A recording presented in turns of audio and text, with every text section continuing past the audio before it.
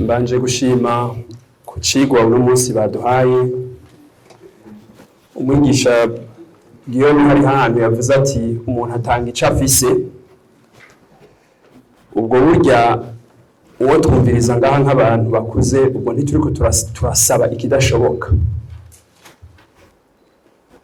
Akenshi usanga turiko turidoga. Muri imyaka 20 iheze harabaye amatorane. Abantu benshi baza gufata ijambo muri ayo matora usanga barayabayemo. Ibi tuvuga hano byaranavuzwe. Hari ahantu bavuga bati abanyagihugu bose burya baberewe nabo batwara. Ubwo ibituro sivyo bitubereye. Twaba dushobora kuronka ibisumbaho. Bavuze amategeko numvise ngena bivuga, washaka uruhara runini sindabushira ku barongoye ko barongoye bava mu bandi bantu. Abarundi twese no musiko tungana, abakuzi bamaze kugera ku myaka 18 bageze gutora. Cyitwa ko bari responsable. Mbega twigishijwe iki umuntu ageruye nko mu myaka 30 iheze? Mu migambo yacu yavuze twigishijwe iki? Ama-ideology mu migambo yacu avuga iki? Ubwo amatora yose ubu ntitwimbura ico twateye. Ni kuki twoba dutera amahwa tugashaka kwimbura ivyamwa vyiza vyeze bisa neza. Ubwo abantu kenshi uko tubivuga, ubwo ntitwifuza gusa gushaka gutorera gusumba kurema abadutorera uko tubyifuza.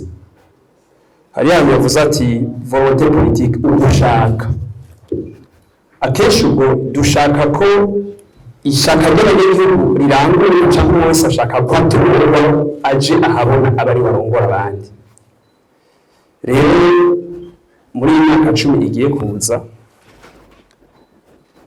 mu bariko baravuga hari abatazoba bari ngaha, Imana ibafashije barashobora kuba bagihari.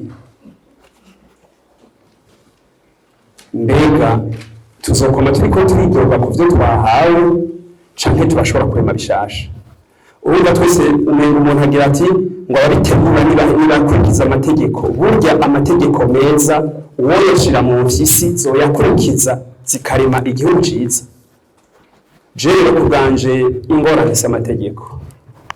Ingorane si processus kuko mwabonye ko hari indome n'amajambo bikurikirana.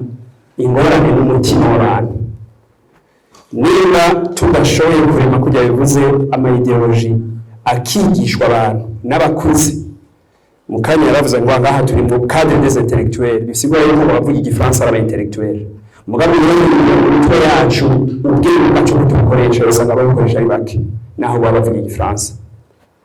Nizere yuko igikuru nuko nungariwe ubundi yabivuze twongereza ubwo izo nyigisho keretse no kuziduza gusa kuzizamo niba atari kugira tuzibemo abantu baronka kandi gusohoka mugabo zinjire mu mitima.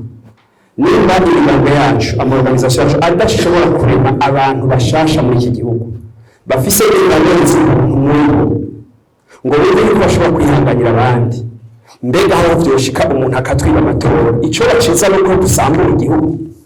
Twese mu buzima bwacu byamaze gushuka ko pesha umuntu mahera na menshi ataragusubije ucugora kumuraba n'ubutanga.